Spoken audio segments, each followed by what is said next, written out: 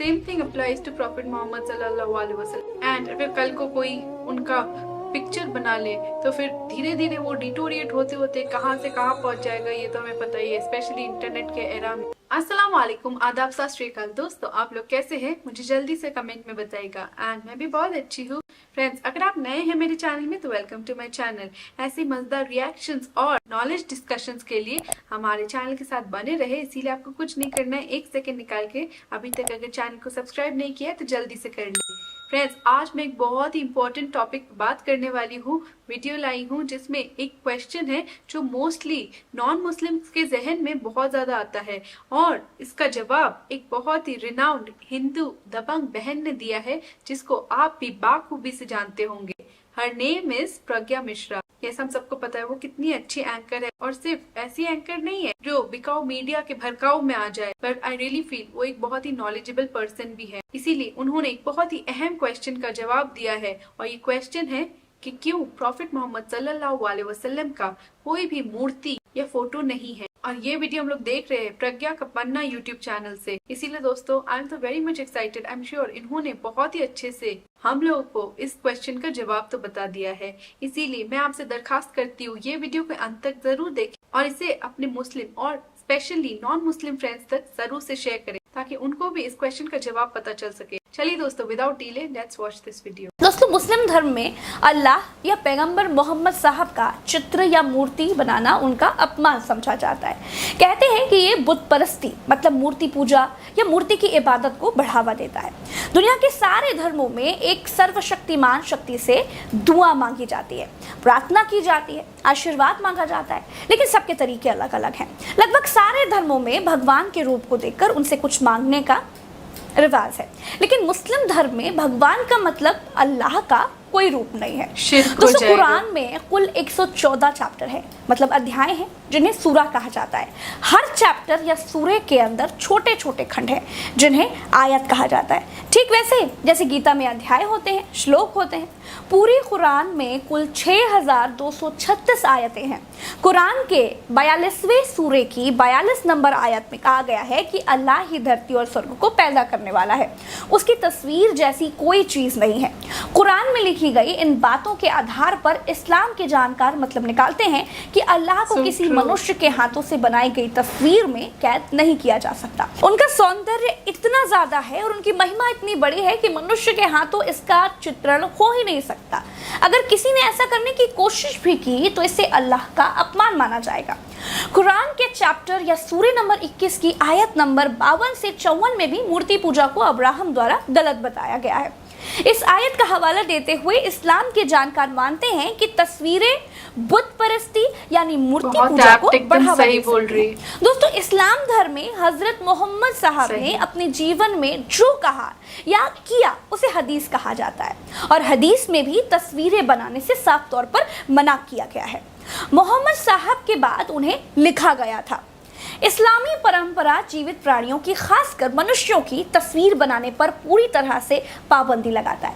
यही कारण है कि भारत के ज्यादातर हाजी आज भी मोबाइल से भी फोटो खींचने से परहेज करते हैं और यही वजह है कि इस्लामी कला ज्यादातर अमूर्त और सजावटी चित्रण की ओर झुकी हुई है।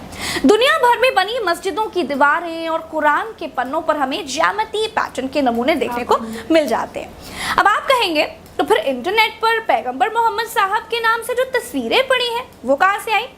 दोस्तों, एडिनबरा यूनिवर्सिटी की प्रोफेसर मोना सिद्दीकी मुस्लिम कलाकारों की बनाई मोहम्मद साहब की तस्वीरों के बारे में ये कहती हैं कि ये तस्वीरें मंगोल और ऑटोमन साम्राज्य में बनाई गई थी।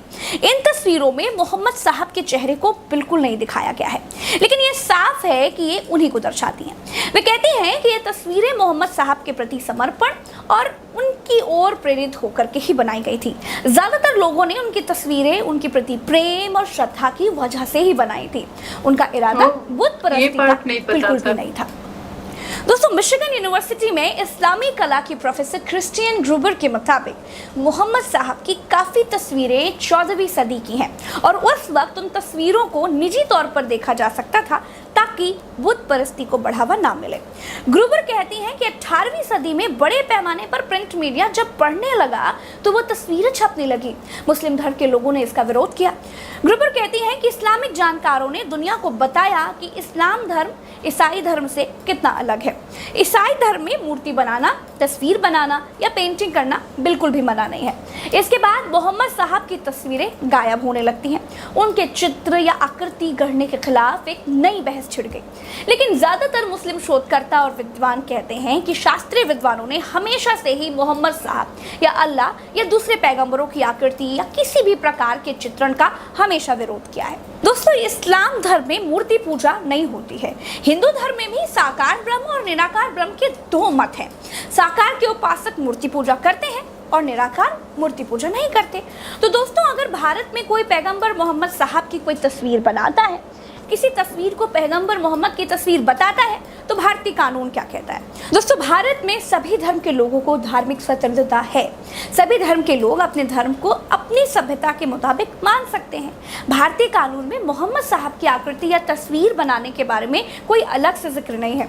इस बारे में कोई भी शिकायत धार्मिक मामलों से संबंधित भारतीय दंड संहिता के तहत दर्ज की जा सकती है। धार्मिक भावनाएं आहत होने, दंगा भड़कने की आशंका आईपीसी की धारा 153A और 153B, 295A और 298 के तहत इस तरह के मामले दर्ज किए जाते हैं। तो दोस्तों, उम्मीद है कि आपको समझ में आया होगा। मेरे हिंदू भाई बहन को भी ये समझ में आ गया होगा कि इस्लाम धर्म में उनके भगवान या इष्ट या अल्लाह या गॉड की कोई तस्वीर क्यों नहीं है। तो दोस्तों, इस वीडियो में इतना ही। चलते हैं। राम राम, दुआ सलाम, जय हिंद। मुझे ट्विटर पर @प्रज्ञा लाइव नाम से खोजकर फॉलो आप कर सकते हैं। फॉलो करने का मतलब है कि साथ आएंगे तो सच को और सामर्थ्य मिलेगा, क्योंकि मैं मानती हूँ कि ना तो एक तरफा अंध विरोध ठीक है और ना ही एक तरफा अंधभक्ति ठीक है। हिंदू हो या मुसलमान हो, सबको सच जानना चाहिए और सही के साथ खड़े रहना चाहिए। नमस्कार। तो दोस्तों, प्रज्ञा बहन ने बहुत अच्छे से समझा दिया, मुझे लगे एकदम एप्ट, बिकॉज बहुत सारे नॉन मुस्लिम्स को यही तो सवाल आता रहता है कि हाँ, क्या हो गया कि प्रॉफिट मोहम्मद सल्लल्लाहु अलैहि वसल्लम का तस्वीर बना दिया, या फिर इंटरनेट में भी आजकल देखने को मिलता है कि हाँ, कहीं ना कहीं कुछ भी मतलब ऐसा अनाप शनाप कुछ भी बनाया हुआ है। But at the same time इन्होंने कितने अच्छे से समझाया, प्लस कुरान के आयते के साथ उन्होंने समझाया है लोगों को यार, मतलब प्रॉपर एग्जाम्पल देकर कि क्यों नहीं है। बिकॉज इस्लाम में एक मूर्ति या अल्लाह का कोई आकार नहीं है, बिकॉज अल्लाह इस सबसे ऊपर है। Same thing applies to prophet Muhammad सल्लल्लाहु अलैहि वसल्लम। एंड अगर कल को कोई उनका पिक्चर बना ले तो फिर धीरे धीरे वो डिटोरिएट होते होते कहाँ से कहाँ पहुंच जाएगा, ये तो हमें पता ही है, स्पेशली इंटरनेट के एरा में। बट मुझे बहुत अच्छा लगा इन्होंने जैसे एग्जाम्पल्स से समझाया, बिकॉज बहुत नॉन मुस्लिम्स को अनाप शनाप डाउट्स रहता है कि ये आयत ये कह दे या कुरान के ये सूरा में तो ये लिखा हुआ है, तो तुम मुसलमान लोग कैसे इस पॉइंट को डिफेंड करोगे। बट नॉन मुस्लिम्स ये भूल जाते हैं कि कोई भी आयत या कोई भी लाइन उठा के पढ़ लोगे और फिर कुछ भी अपना थोप दोगे, वर्डिक्ट वो नहीं होता है, आगे पीछे पढ़ना होगा। And at the same time वो आयत उस एरा में कैसे रिवील हुआ था, रेवलेशन कैसे आए थे, वो सब के बारे में डिटेल जानकर ही कुछ बोला जा सकता है। आप भी मानते होगे ये, है ना। एंड मुझे बहन ने जो बताया मुझे बहुत अच्छा लगा, इसीलिए मैं कह रही हूँ आप ये वीडियो ज़्यादा से ज़्यादा शेयर करें अपने नॉन मुस्लिम फ्रेंड्स तक, जिनको भी ये डाउट्स है तो उनको ये डाउट आई एम श्योर ये वीडियो देखने के बाद ज़रूर से क्लियर हो जाएंगी। फिलहाल अगर वीडियो अच्छी लगी लाइक करते हुए जाए, कमेंट कीजिए आप लोगों को कैसा लगा, एंड 1 सेकेंड निकाल के अगर वीडियो अच्छी लगी तो सब्सक्राइब जरूर करना। मिलते हैं एक नए वीडियो में, तब तक अपना ख्याल रखिएगा। टेक केयर, अल्लाह हाफिज, टाटा, बाय बाय।